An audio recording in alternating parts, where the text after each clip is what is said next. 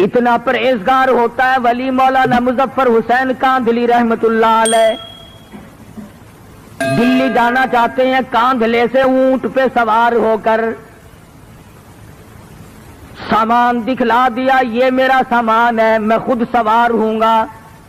एक आदमी आके कहता है मौलाना ये रुक्का मेरा दिल्ली कागज का पुर्जा एक आदमी को पहुंचाना है। मौलाना फरमाने लगे बैठ जाओ, ऊंट वाला आवेगा, मैं उससे पूछूंगा जितना सामान मैंने तुझे उसको दिखा दिया है और अपना बता दिया है, उससे ज्यादा वो एक कागज के पुर्जे का वजन रखने की इजाजत देता है कि नहीं।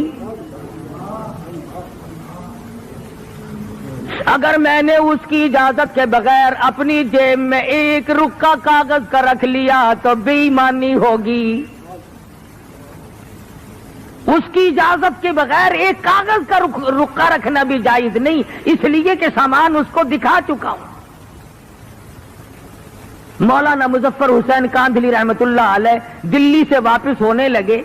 उस जमाने में बैलगाड़ियां चला करती थी, तो हजरत बैलगाड़ी में बैठ गए और दौराने गुफ्तगू गाड़ी चलाने वाले से मालूम हुआ कि ये गाड़ी किसी रंडी की है, एक कंजरी की है जिसने किराए पे की गाड़ी रखी हुई है और ये मुलाजिम है उसका।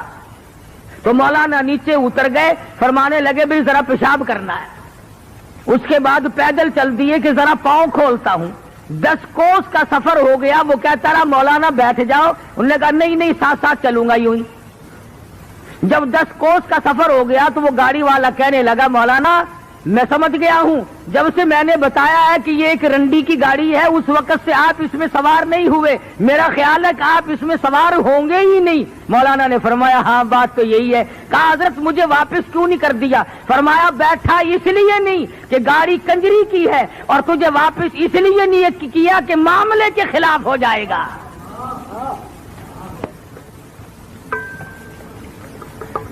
किस कदर तकवा होगा इन लोगों के पास जो अपनी जिंदगी के एक एक लम्हे में अल्लाह और उसके रसूल की शरीयत मुकद्दसा का लिहाज करते थे। इमाम अबू हनीफा रहमतुल्लाह अलैह बहुत बड़े जलीलुल कदर बुजुर्ग हैं, अल्लाह वाले हैं, इमाम हैं। 53 हज अपनी उम्र में अदा फरमाए और कई हज ऐसे हैं घर से लेकर बैतुल्लाह तक पैदल गए, पैदल आए। मगर तकवे का ये आलम है। बगदाद शहर में सख्त धूप पड़ रही है। एक मकान है बहुत बड़ा, उसकी छांव में जानवर बैठे हैं, आदमी धूप में आराम कर रहे हैं और हजरत वाला धूप में खड़े। कोई वाकिफ आदमी आया, कहने लगा हजरत जी पसीने में शराबूर हो, कपड़े भीग गए, ये बला की धूप पड़ रही है, दोपहर का वक्त है, आप यहां साए में खड़े हो जाएं, आप धूप में क्यों खड़े हैं? सुभान अल्लाह। फरमाने लगे जिसके मकान का ये साया है, जिसके मकान की ये छांव है, मैंने इस मकान वाले से कर्ज लेना है, डरता हूं उसकी किसी चीज से फायदा उठाया सूद ना हो जाए। कितना तकवा था इन हजरात का। इमाम अहमद बिन हम्बल रहमतुल्लाह अलैह बहुत बड़े जलीलुल कदर वली हैं। खादिम को एक और बात मेरी याद रखना, नफल पढ़ने से भी वली नहीं बनता, मामलात के अंदर साबित कदमी हो तब वली बनता है। मैं अगर सारी रात नफिल पढ़ूं और सुबह उठ करके 100 रुपए किसी से ठगी के मार लूं, मेरे नफलों का क्या बना? मैं रात दिन कुरान करीम की तिलावत करूं और सुबह उठकर किसी का हक गसब कर लूं तो मेरी तिलावत का क्या बना? असल बात मामले की है। इमाम अहमद बिन हम्बल रहमतुल्लाह अलैह जैसा जलीलुल कदर आदमी जिसने अल्लाह की कुरान के लिए 2 साल तक मुसलसल दुर्रे खाए, खादिम को भेजा कि बाजार से दाल ले आ। वो 1 पैसे की जरा सी दाल लाया करता था। उस दिन ऐसा मौका बना कि जब लेने के लिए कटोरा लेकर खादिम दाल लेने बाजार में आया तो कई दाल बेचने वाले बैठे थे। एक ने कहा पैसे का 1 चमचा, दूसरे ने कहा पैसे के 2 चमचे, تیسرے نے کہا پیسے کے 3 چمچے، چڑھتے چڑھتے 5 چمچوں پہ چلے گئے تو وہ کٹورا بھر کے لایا 1 پیسے کا۔ میرے جیسا ہوتا تو بسم اللہ پڑھ کے غوطے لگاتا کہ اچھا وہ زیادہ مل گئی۔ تو امام احمد بن حنبل رحمۃ اللہ علیہ نے پوچھا کہ پیسہ تو 1 دیا تھا، یہ اتنی ساری دال کیسے آ گئی؟ خادم کہنے لگا حضرت مزے آ گئے، دال بیچنے والوں کا مقابلہ ہو گیا، اپنا کام بن گیا۔ ان کی ضد لگ گئی آپس میں، اس نے کہا 2 چمچے، اس نے کہا 3 چمچے، اس نے کہا 4 چمچے، میرا تو کٹورا بھر گیا۔ امام احمد بن حنبل رحمۃ اللہ علیہ فرمانے لگے یہ دال میرے کھانے کی نہیں، یہ کاروبار تو نہ ہوا، یہ سودا تو نہ ہوا، یہ تو چڑ بازی اور ضد بازی کا سودا ہے، یہ دال واپس کر کے آ۔ ضد میں آ کر اس نے خسارہ اٹھایا ہے، گھاٹا برداشت کیا دال بیچنے والے نے۔ ہم جیسا ولی نہ پہنچا۔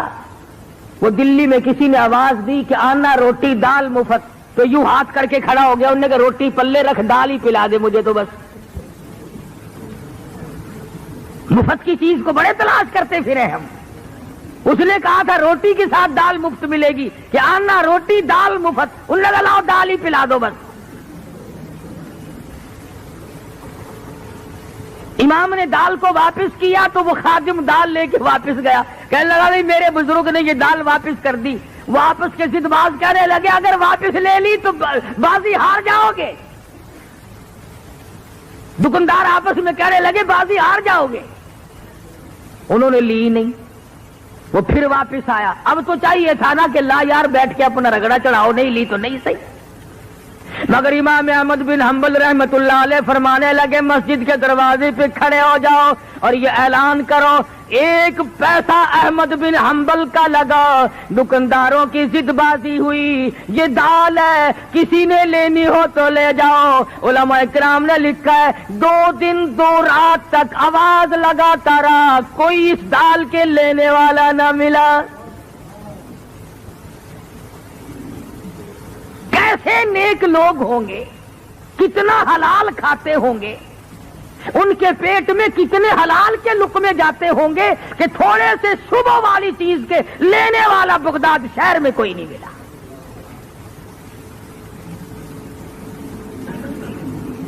امام ابو حنیفہ رحمۃ اللہ علیہ کے سامنے ایک آدمی آیا، پوچھا کیا بات ہے؟ کہنے لگا جی میری بکری گم ہو گئی۔ کیسی تھی بکری؟ کہ جی بہت اچھے گوشت کی، فربار موٹی تھی۔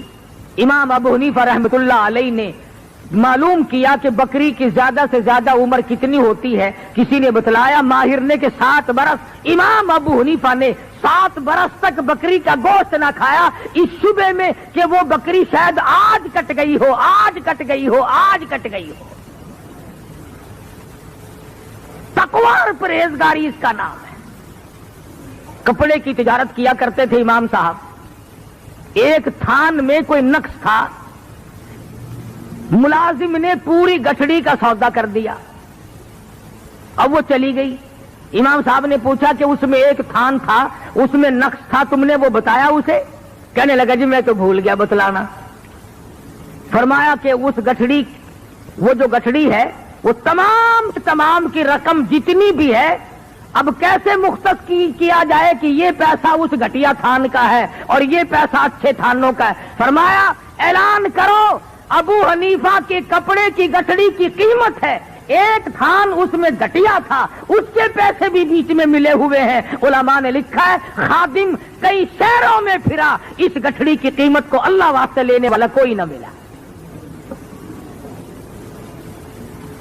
آج تو ہمیں سود کے پیسے لا دیں آپ، جزاک اللہ، لاؤ جی لاؤ جی لاؤ جی لاؤ جی، کون پوچھتا ہے کہ کیسے کما کے لائے ہو؟ فرمایا الذین آمنوا وکانوا یتقون، وہ لوگ جو ایماندار ہیں، پرہیزگار ہیں، اپنی زندگی کو پرہیزگاری کے تحت گزارتے ہیں، خوف خدا ان کے ملحوظ خاطر ہے، صبح کو ڈرتے ہیں، شام کو ڈرتے ہیں۔ ان کی علامت یہ بھی ہے والذین یبیتون لربہم سجدا وقیاما، وہ لوگ اللہ والے ہیں جن کی راتیں، جن کی تمام تر ساعتیں اللہ اللہ کرنے میں، خصوصاً پچھلی رات ان کی مصلی پہ گزرتی ہے۔ آج تو معمولی قسم کا آدمی اللہ اللہ کرنے کے لیے تیار نہیں، آج مزدور اللہ اللہ کرنے کے لیے تیار نہیں، آج معمولی سا ملازم خدا کو یاد کرنے کو تیار نہیں، آج تھوڑا سا زمین کا مالک، کچھ کاروبار کرنے والا تاجر اللہ کو یاد کرنے کے لیے تیار نہیں۔ ایک وقت ایسا تھا ہندوستان پر پوری حکومت ہے، ہندوستان کا حکمراں بھی ہے اور اپنے زمانے کا ابدال بھی ہے۔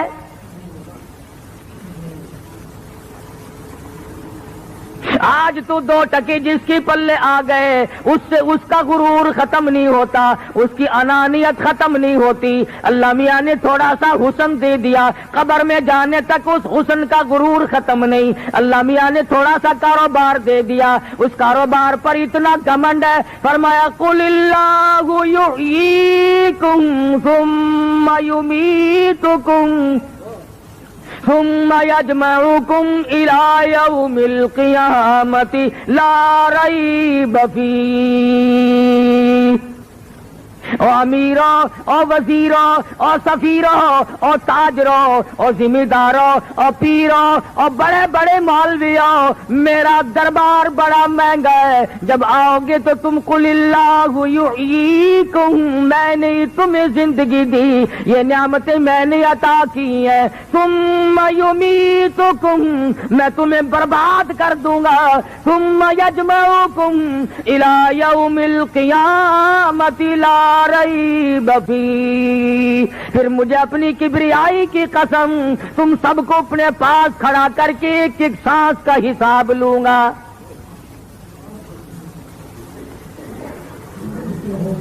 اب تو نہ معلوم میرے اور تیرے دل کو کیا ہو گیا، ہماری آنکھوں کو کیا ہوا، ہمارے دماغ کو کیا ہو گیا۔ خدا کی قسم ایک ولی کی تمہیں بات سناؤں حیران ہو جاؤ گے۔ خواجہ قطب الدین بختیار کاکی سب کہہ دو رحمت اللہ علیہ،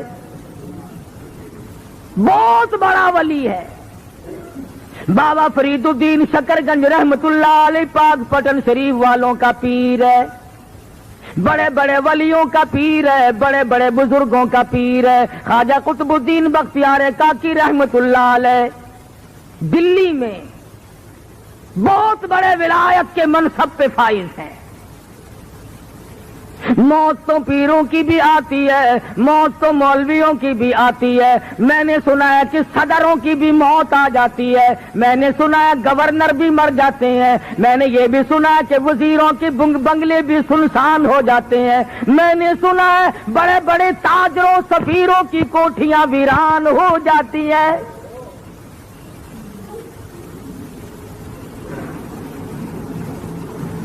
تھوڑی بہت ہی ملکیت کی تو کیا بات ہے، روئے زمین کے مالک چلے گئے، زمین اتنوں کو کھا گئی اور کبھی ڈکار نہ لی، اربوں خربوں انسان زمین میں کھپ گیا۔ خواجہ قطب الدین بختیار کاکی رحمت اللہ علیہ کا آخری وقت آیا، وصیت نامہ لکھا۔ ہمارے یہاں تو وصیت نامے اس قسم کے ہوتے ہیں، چھوٹی کوٹھی چھوٹی بیوی کی، بڑی کوٹھی بڑی بیگم کی، فلاں رقبہ فلاں لڑکے کا، فلاں کار فلاں کی، ہم تو یہی لکھیں گے نا، اور ہم نے کیا لکھنا ہے؟ اصل تو لکھنے کی نوبت ہی نہیں آتی، گول مول دھڑم کر کے موت آتی ہے، فرصت ہی نہیں لکھنے کی۔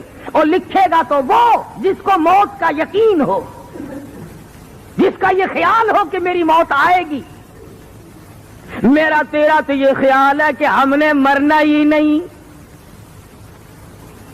جو زمین میں چلے گئے موت ان کو الاٹ، ہم کیوں مرے؟ اللہ پاک فرماتے ہیں اور تم تو کیا ہو، تم سے بڑے بڑے آئے اور جب میں نے ان کو جھٹکا دیا کیوں نہ کر سکے؟ یہ چونکہ ولی تھے، وصیت نامہ لکھ دیا، میرا جنازہ، وہ جنازہ پڑھانے کی شرطیں لکھ ماری، پہلی شرط یہ ہے میری نماز جنازہ وہ آدمی پڑھائے، وہ آدمی میرا جنازہ پڑھا سکتا ہے جس میں 4 شرطیں پائی جائیں۔ میرا نماز جنازہ ہر آدمی نہ پڑھائے، ہر کوئی میرے جنازے کے لیے کھڑا نہ ہو، وہ آدمی پڑھائے جس میں 4 شرطیں پائی جائیں۔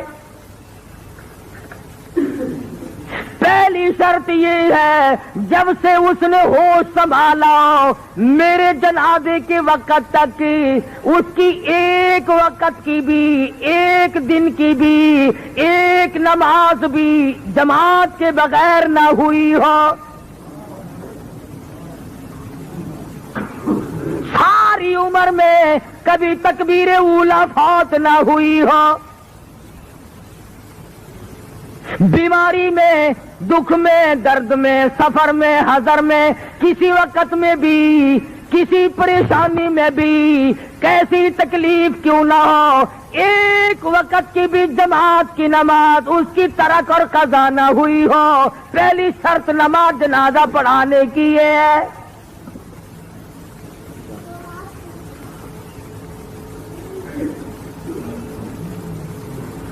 اس زمانے میں لوگ ایسے مل جایا کرتے تھے۔ امام ابو حنیفہ رحمۃ اللہ علیہ کے واقعات میں لکھا ہے 40 برس تک عشاء کے وضو سے فجر کی نماز پڑھی۔ ایسے لوگ، علامہ ایوب سختانی رحمۃ اللہ علیہ کے واقعات میں لکھا ہے کہ ساری عمر میں ایک دن ایک رکعت نکلی اور وہ بھی ماں بڑی بیمار تھی، اس کو دوا پلانے میں دیر ہو گئی، ساری عمر رویا کرتے تھے کہ میری ایک رکعت قضا ہو گئی ساری عمر میں جماعت کی۔ ہمیں جماعت کی پرواہ بھی نہیں۔ علماء اکرام نے لکھا جماعت بہت بڑی شے۔ عبداللہ بن ام مکتوم رضی اللہ تعالیٰ عنہ مدینہ منورہ میں نابینا صحابی ہے، مدنی کریم صلی اللہ تعالی علیہ وسلم کی خدمت عالیہ میں حاضر ہوا، عرض کرنے لگا یا رسول اللہ میرے ماں باپ آپ پہ قربان ہو جائیں، محتاج ہوں، معذور ہوں، مجبور ہوں، نابینا ہوں، ٹھوکریں لگتی ہیں، ٹکر بھی لگ جاتی ہے، نماز کے لیے آتا ہوں، اگر آپ اجازت دیں تو میں گھر میں نماز ادا کر لیا کروں۔ رحمت دو عالم صلی اللہ علیہ وسلم نے فرمایا ہاں تو مجبور ہے، گھر میں نماز ادا کر لیا کر۔ وہ ابھی پوچھ کر 10 قدم نہ گیا ہوگا کہ جبریل امین تشریف لائے۔ عرض کیا یا رسول اللہ آپ نے عبداللہ بن ام مکتوم کو گھر میں نماز پڑھنے کی اجازت دے دی، حالانکہ ایسے لوگوں کی وجہ سے دوسروں کی نماز قبول کی جاتی ہے، ایسوں کی وجہ سے تو دوسروں کی نماز مقبول ہوتی ہے، آپ نے اس کو گھر میں نماز کی اجازت کیوں دی؟ واپس بلایا اور فرمایا عبداللہ اذان سنتے ہو؟ جی ہاں یا رسول اللہ سنتا ہوں۔ فرمایا پھر تو مسجد میں آنا ہی پڑے گا۔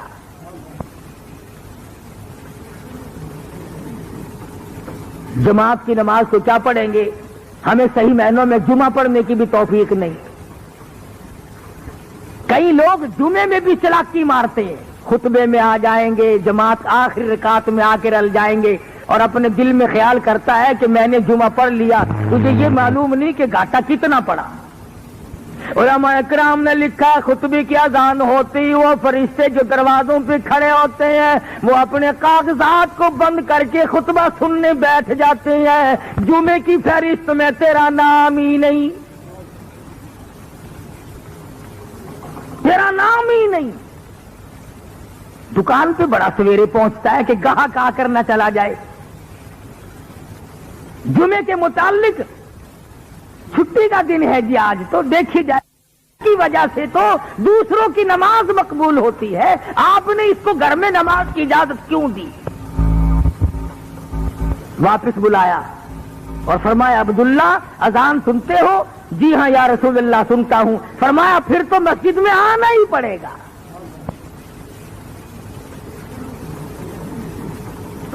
جماعت کی نماز کو کیا پڑھیں گے؟ ہمیں صحیح معنوں میں جمعہ پڑھنے کی بھی توفیق نہیں۔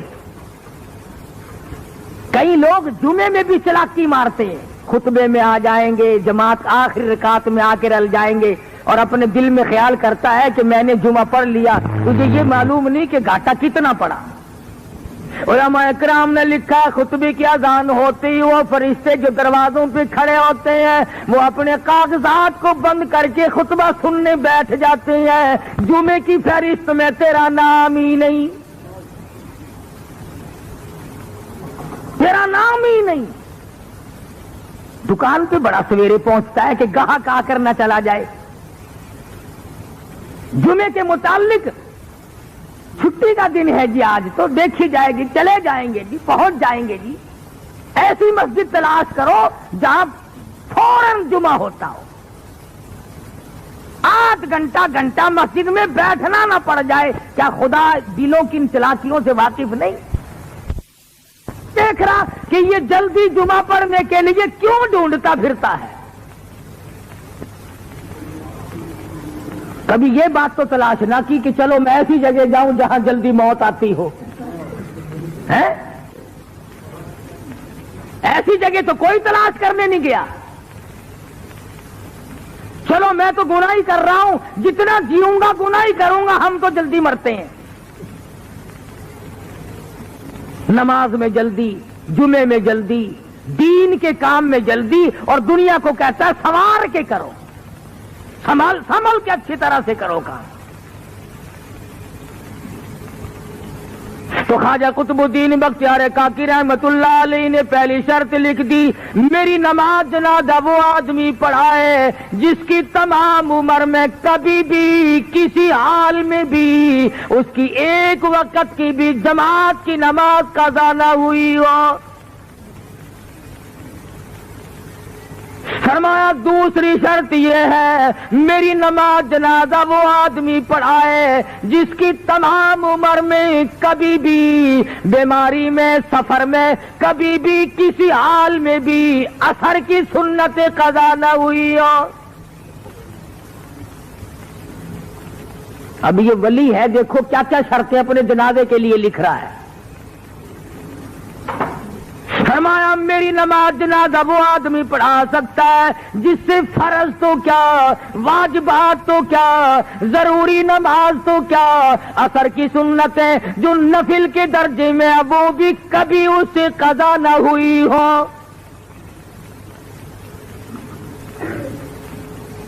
فرمایا تیسری شرط یہ ہے، میری نماز جنازہ وہ آدمی پڑھا سکتا ہے، ایسا آدمی میری نماز جنازہ پڑھائے جس کی ساری عمر میں کبھی بھی کسی حال میں بھی تہجد کی نماز قضا نہ ہوئی ہو۔ اس لیے کہ تہجد کی نماز کو خاص دخل ہے ولایت کے ساتھ، امن هو قانت آناء الليل ساجدا وقائما يحذر الآخرة ويرجو رحمة ربي۔ ساری رات سجدوں میں گزار دے، اللہ کے حضور میں گزار دے، اور فرمایا تہجد ولی کیوں نہ پڑھے؟ نبی کو حکم ہو رہا ہے، یا ایھا المزمل قم اللیل الا قلیلا نصفہ او انقص منہ قلیلا۔ اور کالی کملی اوڑھنے والے اٹھو اور میرے سامنے کھڑے ہو کر قرآن کی تلاوت کرو۔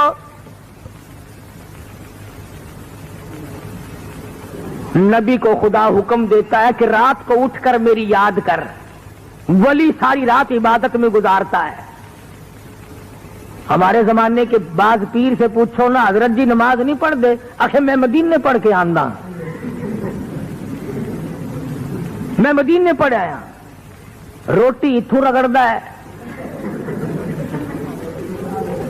سارے کھانے تے پینے تے پہننے تے سارا رگڑا اتھوں چاڑدا ہے تے نماز مدینے پڑھدا ہے۔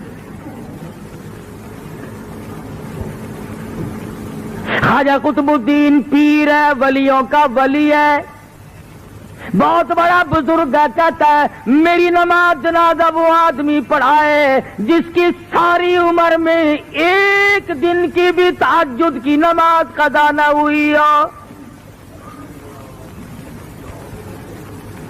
یہ تین شرطیں جو تھی یہ تو تقوی کی تھی، اللہ اللہ کرنے کی تھی، نماز جماعت کی، عصر کی سنتیں، تہجد کی نماز یہ تو کرنے کی تھی، اور چوتھی شرط ان سے بھی مہنگی ہے، چوتھی شرط ان سے بھی زیادہ مہنگی اور گرم ہے اور بہت زیادہ سخت ہے۔ فرمایا لوگوں میری نماز جنازہ وہ آدمی پڑھائے جس کی تمام عمر میں کبھی بھی کسی حال میں بھی ساری زندگی میں غیر عورت پہ اس کی کبھی نگاہ نہ پڑی ہو۔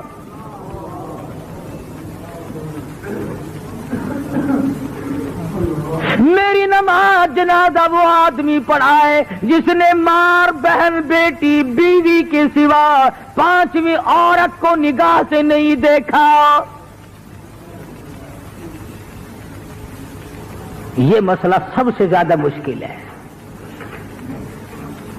انتہائی مشکلات میں سے ایک یہ مسئلہ مشکل ہے کہ کوئی غیر عورت کو نہ دیکھے۔ تم اگر نہ دیکھنے کی کوشش کرو گے تو وہ ٹکر مارتی ہے، کرے کیا؟ بچ کے کیسے جاؤ گے؟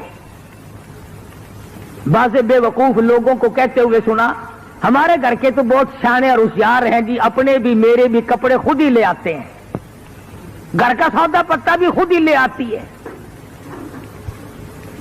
کیا انسانیت ہے، یہ مردانگی ہے؟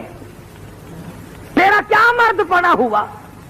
عورت کی کمائی کھا کے گزارا کرنے والا کبھی مرد ہو سکتا ہے؟ ڈوب کے مر جانا چاہیے ایسے مرد کو جو عورت کی کمائی کھاتا ہو۔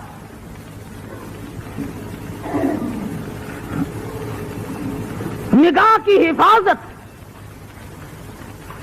مدنی کریم صلی اللہ تعالی علیہ وسلم کے زمانے سے صحابہ کرام میں اتنی تھی، یہودی عیسائی دین کے اگرچہ دشمن تھے مگر اپنی جوان بیٹیوں کو، جوان بہنوں کو سال سال 2 سال کے لیے تجارت کے لیے جاتے تھے، مسلمانوں کے گھر میں چھوڑ جاتے تھے۔ خدا کی قسم کبھی کسی مسلمان پہ جھوٹا الزام بھی نہیں لگا، کبھی مسلمان کافروں کی بیٹیوں کی عزت کی حفاظت کیا کرتا تھا، ان کی آبرو کی حفاظت کیا کرتا تھا۔ آج تیری آبرو سڑکوں پہ رلتی پھرتی ہے، آج تیرا دیوالیہ نکل گیا اور احساس تک نہیں کہ ہو کیا رہا ہے۔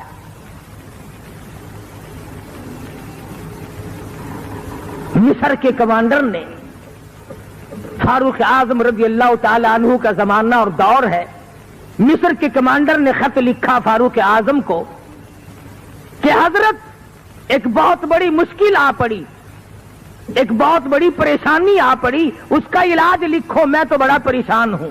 اور وہ یہ کہ میری فوج، مسلمان فوج ایک علاقے سے گزرنی ہے اور رستہ کوئی نہیں، عیسائیوں نے سازش کی ہے، عیسائیوں نے تدبیر بنائی، مکر کیا ہے، اور وہ یہ کہ سینکڑوں لڑکیوں کو اکٹھا کیا، خوبصورت لڑکیوں کو انتخاب کر کے چھانٹ کے ان کو لایا گیا، ان کو ہار و سنگار کیا گیا، ان کو زیبتن کیا گیا، ان کو گانا بجانا اور ڈانس گانا بجانا یہ مجلس چلائی۔ مسلمان جب قوم فوج ادھر سے گزرے گی تو یہ لڑکیاں ناچیں گی، گاویں گی، تاکہ مسلمان کے دل میں میل آ جائے۔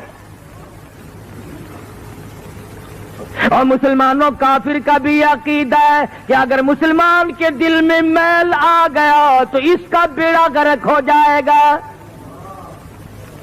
کافر کا یہ عقیدہ ہے۔ پر آج تیرا عقیدہ نہیں، تو بچتا نہیں، ہر گھر سے کنجری کی آواز آتی ہے، ہر گھر سے کنجر کی آواز آتی ہے، بہو بیٹیاں بھی، بڑے چھوٹے امیر غریب، سفید داڑھی آ گئی، موت کا پیغام منہ پہ موجود ہے، کہتا تن میرا شاہ پڑ گیا، پیری سے گردن جھک گئی، اب تو جھک اے شرکس خدا کے سامنے۔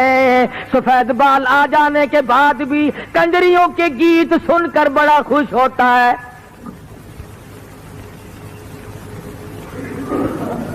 اور جب ہماری روحوں میں گانا بجانا رچ گیا تو ہم گیت سنتے ہی مریں گے، گانے گاتے یا گانے سنتے ہی مریں گے۔ مصر کے کمانڈر نے فاروق اعظم کو لکھ دیا، اللہ والے میں بڑا پریشان ہوں، فوج کے لیے دوسرا راستہ کوئی نہیں، عیسائیوں نے بڑی سازش کی ہے، کہیں مسلمان قوم کا بیڑا غرق نہ ہو جائے۔ امیر المؤمنین خلیفۃ المسلمین سیدنا فاروق اعظم رضی اللہ تعالی عنہ نے خط کا جواب لکھا، فرمایا کوئی پریشانی کی بات نہیں، ساری فوج کو اکٹھا کر کے قرآن کریم کی ایک آیت سنا دو، ایک آیت سنا دو اللہ کے قرآن کی۔ فاروق اعظم کا یہ عقیدہ پوری فوج کو ایک آیت کافی ہے، آج عوام اور حکام کو سارا قرآن کافی کوئی نہیں۔ کون سا گھر ہے جس میں اللہ کا قرآن نہیں رکھا؟ کون سی مسجد ہے جس میں خدا کا قرآن نہیں؟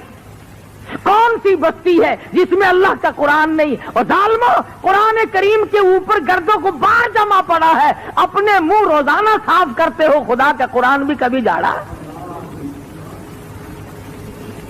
برتنوں کی صفائی، بستروں کی صفائی، گھر کی صفائی روزانہ کی جاتی ہے، اور خدا کے قرآن کو پورے سال ہاتھ لگانے والا کوئی؟ کمانڈر کو خط لکھ دیا فاروق اعظم رضی اللہ تعالی عنہ نے کہ ایک آیت مسلمان فوج کو اکٹھا کر کے سنا دو۔ چنانچہ کمانڈر نے بیگل بجایا، تمام فوجیوں کو اکٹھا کر لیا اور فرمانے لگے قل للمؤمنین یغضوا من ابصارهم وَيَحْفَظُوا فُرُوجَهُمْ ذَلِكُمْ أَزْكَىٰ لَكُمْ إِنَّ اللَّهَ خَبِيرٌ بِمَا يَصْنَعُونَ۔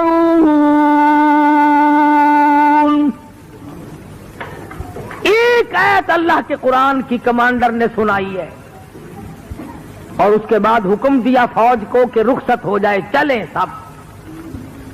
اب مسلمان سپاہی گزر رہے ہیں، ڈانس شروع ہے، گانا بجانا شروع ہے، تھک گئی گانا گا گا کر، بے شمار فوج تھی، ڈانس کر کر کے عیسائی لڑکیاں تھک گئی، کسی نے یوں سر اٹھا کے نہیں دیکھا، کسی نے آنکھ اٹھا کر نہیں دیکھا۔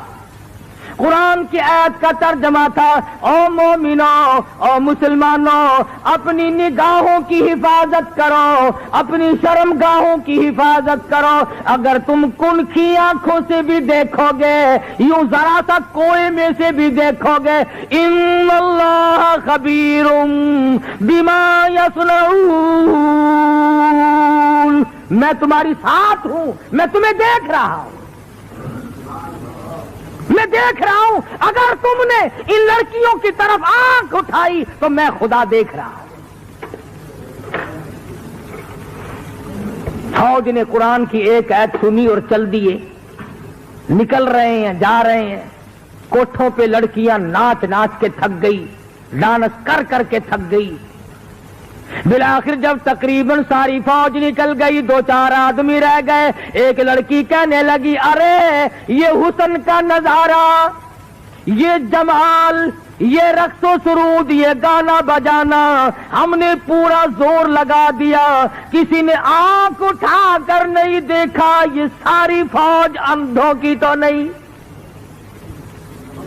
وہ سارے اندھے تو نہیں، کوئی تو دیکھو، سر تو اٹھاؤ۔ لڑکیوں کی یہ بات سن کر ایک مسلمان سپاہی چلتا چلتا یوں نظریں کر رکھی ہیں، چلتا چلتا کہنے لگا کیسے کوئی دیکھے گا، سارے کے سارے اللہ کا قرآن سن کے آئے ہیں، سارے اللہ کا قرآن سن کے آئے ہیں، کوئی نہیں دیکھے گا۔ اللہ غنی عیسائی لڑکیاں کہنے لگی وہ کیسا قرآن ہے جو اتنے بڑے جمال کے نظارے سے روک دے، اتنے حسن سے روک دے، گانے بجانے سے روک دے، یہ طرح طرح کے ڈانس ہم نے کیے ان کو دیکھنے سے روک دے، وہ کیسا کلام ہے جس میں اتنی قوت ہے، اتنی اسپرٹ ہے، اتنی شجاعت ہے، اتنی جرأت ہے۔ اور جانے والوں وہ قرآن ہمیں بھی سناتے جاؤ۔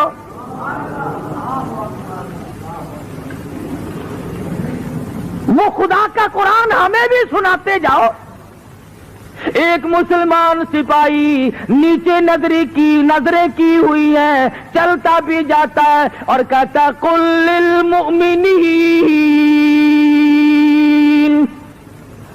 یغضوا من ابصارہم ویحفظوا فروجہم ذالکم ازکی لکم ان اللہ خبیر بما یصنعون۔ ادھر مسلمان سپاہی قرآن پڑھتا جاتا ہے، ادھر پرندوں کی طرح لڑکیوں نے چھلانگ لگا کر کے نیچے آنا شروع کر دیا۔ اور قرآن پڑھنے والوں نہ چھوڑ کے جاؤ، ہمیں بھی ساتھ لے جاؤ۔ علماء نے لکھا ہے ایک آیت سن کر کئی 100 عیسائی لڑکی مسلمان بن گئے، اور ہم مسلمان ڈوب کے مر جائیں سارا قرآن سن کر کے بھی آج تک مسلمان نہ بنے، آج تک مسلمان نہ بنے۔ تو خواجہ قطب الدین بختیار کاکی رحمت اللہ علیہ نے چوتھی شرط لکھ ماری، فرمایا میری نماز جنازہ وہ آدمی پڑھائے جس کی ساری عمر میں کبھی بھی کسی حال میں بھی غیر عورت پہ اس کی نظر نہ پڑی ہو۔ دلی میں خواجہ قطب الدین بختیار کاکی رحمت اللہ علیہ کا انتقال ہو گیا۔ میرٹھ، غازی آباد، مراد آباد، پانی پت، سہارنپور، پوری دنیا میں لوگوں نے شور مچایا، اتنی مخلوق آئی۔ علماء کرام نے لکھا ہے کہ کئی لاکھ آدمی جنازہ پڑھنے آیا۔ جنازہ رکھا ہوا ہے، تھوڑی تھوڑی سی دیر کے بعد وصیت نامہ پڑھ کے سنا دیا جاتا ہے کہ بھئی خواجہ صاحب نے یہ لکھا ہے، دیکھ لو، جس میں یہ 4 شرطیں پائی جاتی ہو وہ آگے اور جنازہ پڑھاؤ۔ مفتی موجود تھے، قاضی موجود تھے، قاری موجود تھے، عالم موجود تھے، مگر اپنے اندر 4 شرطیں مکمل نہیں دیکھتے تھے، کسی نے ہمت نہ کی کہ آگے بڑھ کر جنازہ پڑھائے۔ سچائی کا زمانہ تھا۔ آج اگر کوئی لکھ کے بھی رکھو گے نا تو چھلانگ لگا کر پہلے مصلی پہ وہ آئے گا جس نے کبھی فرض پڑے ہی نہیں ہوں گے۔ انہوں نے کہا چلو اور نہیں تو اخبار میں فوٹو تو آئے گا۔ ہاں ہاں، کبھی آج شام کو جا کر کے سارے سرانے لکھ کے رکھ دو، بغیر جنازے کے جانا پڑے گا، پڑھانے والا ملے گا ہی نہیں انشاءاللہ۔ ان شرطوں والا تجھے ملنا ہی نہیں، اس وقت میں نہیں ملا تو آج کیسے ملے گا؟ خواجہ قطب الدین بختیار کاکی رحمت اللہ علیہ کا جنازہ رکھا ہے، سارا دن گزر گیا، علماء موجود ہیں، محدثین موجود ہیں، بڑے بڑے ولی موجود ہیں، مگر کوئی جنازہ پڑھانے کی ہمت نہیں کرتا۔ بالآخر شام ہوئی، ایک آدمی اگلی صف میں سے نکلا اور خواجہ قطب الدین بختیار کاکی رحمت اللہ علیہ کے جنازے کے قریب پہنچا اور منہ سے کفن کا کپڑا اٹھا کے کہنے لگا، او اللہ والے، سمجھ گیا ہوں، جانتا ہوں کسے لکھ کے گئے ہو، کسے حکم دے رہے ہو، او خواجہ تجھے کیا ملا؟ میرا حال یا رب جانتا تھا یا خواجہ جانتا تھا، اور تجھے کیا ملا میرا راز فاش کر کے؟ میں چاہتا تھا تیرے سوا میرے رب کے سوا میرا حال دنیا میں کوئی نہ جانے. میں نے مخفی زندگی گزاری ہے, اب بڑی مجبوری ہے, آپ نے شرطیں لکھ دی. اب اگر میں اپنا راز چھپاتا ہوں تیرا جنازہ پڑھانے والا کوئی نہیں, اور اگر تیرا جنازہ پڑھاتا ہوں پھر میرا راز باقی کوئی نہیں. یا میرا راز کھلتا ہے یا پھر تیرا جنازہ رہتا ہے. او خواجہ تجھے کیا ملا, خود رخصت ہو گئے, مجھے دنیا والوں کے سامنے رسوا کر گئے. میں چاہتا تھا تیرے سوا میرے رب کے سوا میرا حال کوئی نہ جانے, میں یوں ہی اپنے رب کے حضور جانا چاہتا تھا. خواجہ قطب الدین رحمہ اللہ کے جنازے کے کھڑے ہو کر آنسو بہائے اور منہ ڈھانپ کر آیا اور کہنے لگا, لوگوں اب خواجہ کا جنازہ تو میں پڑھاؤں گا ہی, صفیں درست کرو, میں نماز جنازہ پڑھاؤں گا. چاروں شرطیں پائی جاتی ہیں. یقین کرو یہ کوئی صوفی نہیں تھا, یہ کسی مسجد کا امام نہیں تھا, یہ خطیب نہیں تھا, یہ علاقے کا پیر نہیں تھا, یہ کوئی حاجی نمازی نہیں تھا, بلکہ ہندوستان کا اس وقت کا حکمراں جس وقت یہ شرط نامہ لکھا گیا اس وقت کا پورے ہندوستان کا بادشاہ خواجہ شمس الدین التمش تھا.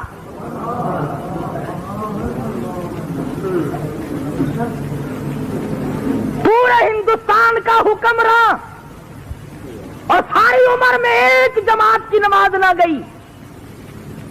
بادشاہ ہو اور تہجد کی نماز قضا نہ ہو, بادشاہ ہو اور عصر کی سنتیں کبھی نہ چھوٹی ہو, بادشاہ ہو اور بہن بیٹی اور بیوی اور ماں کے سوا کبھی عورت نہ دیکھی ہو. مسجد میں بیٹھے ہو, وضو کر کے بیٹھے, ایمانداری سے ذرا کلیجے پہ ہاتھ رکھ کے سوچو جب بادشاہ ایسے ہوں گے تو پبلک کیسی ہوگی, عوام کیسے ہوں گے, لوگ کیسے ہوں گے, حالات کیسے ہوں گے, اس وقت کیسی ہوا چلتی ہوگی. ارے خدا کی قسم ہر آدمی جو مرتا تھا سیدھا جنت میں جاتا تھا.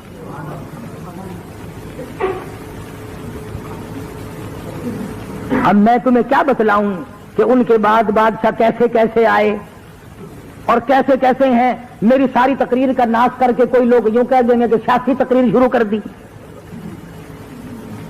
میں کہتا ہوں کوئی بھی ہو, وزیر ہو, صدر ہو, گورنر ہو, کمشنر ہو, ذمہ دار ہو, تاجر ہو, ارے مسلمان بن کے مرنے کی کوشش کرو, تمہیں ہو کیا گیا. سلطان عالمگیر مغلیہ خاندان کا بادشاہ ہے.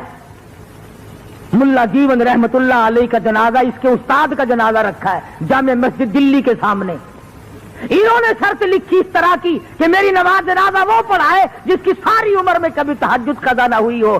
عالمگیر کی چیخ نکل گئی اور فرمایا, لوگوں صفیں باندھ لو, میں پڑھاؤں گا. الحمدللہ فقیر کی ساری عمر میں کبھی تہجد قضا نہیں ہوئی.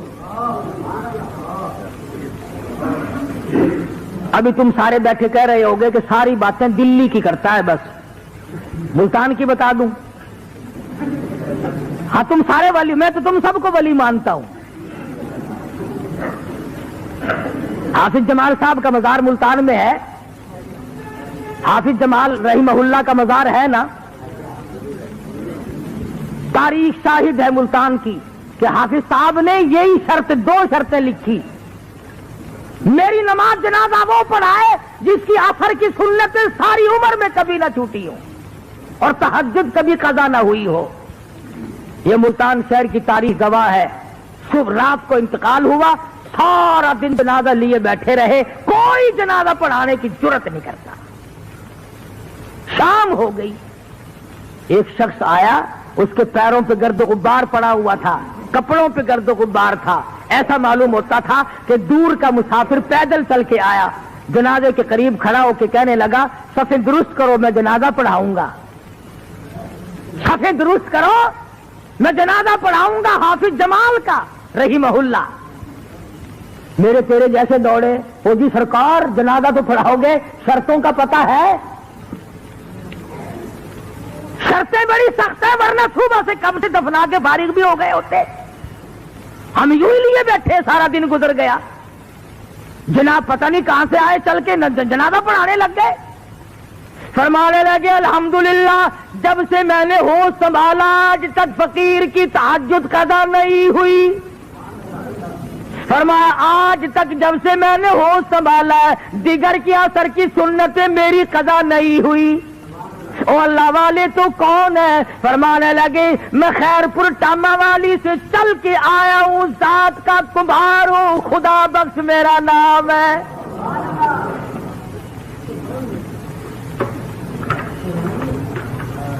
بتانا یہ چاہتا تھا کہ ہم تو ولی ایسے لوگوں کو مانتے ہیں، اب تم ان کو ولی مانتے رہو. لڑکی کا لڑکا بنا دیا، لڑکے کی لڑکی بنا دی. چمٹے والا پیر، طبلے والا پیر، ہارمونیم والا پیر، میرا قرآن والا پیر، نبی کی حدیث والا پیر. حضرت مولانا خواجہ خان محمد صاحب دامت برکاتہم میرے پیر و مرشد ہیں، خان کا سراجیہ والے. خدا کی قسم مجلس میں بیٹھ کے تو دیکھ اللہ یاد آ جائے.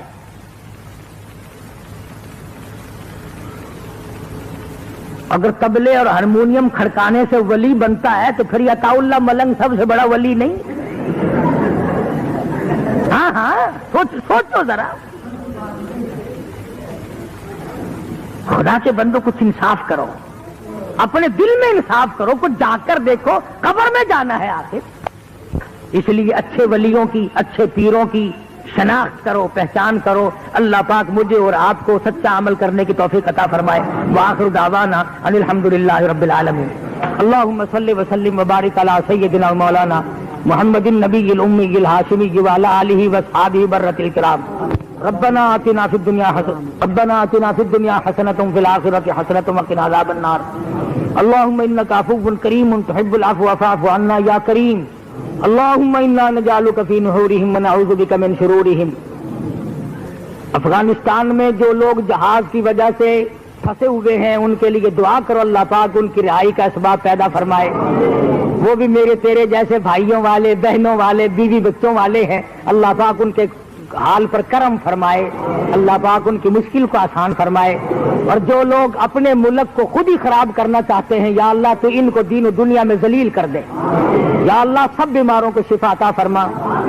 کئی ساتھی ہیں جن کے مقدمے ہیں، پریشانی ہیں، یا اللہ اپنے فضل و کرم سے انہیں کامیابی عطا فرما، پریشانیوں کو دور فرما، سب بیماروں کو شفا عطا فرما.